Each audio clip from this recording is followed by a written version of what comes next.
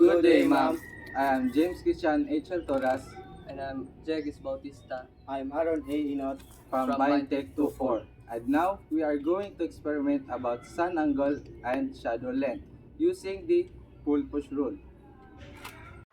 First, we stand on a sunny area at 12:40 p.m. and we place a person on the ground vertically or a flat ground. Make sure the person is standing straight at 90 degrees to the ground. And we also use a pull-push rule to measure the height of a person from top to ground. The measure of person from top to ground is 210 centimeter. And we also measure the tip of our shadow and the measure is 142 centimeter. We observe that the sun angle is low, the shadow is long.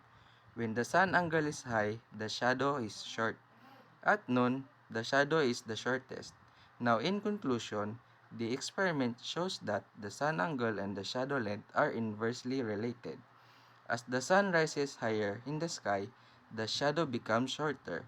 This confirms that shadow length depends on the sun angle.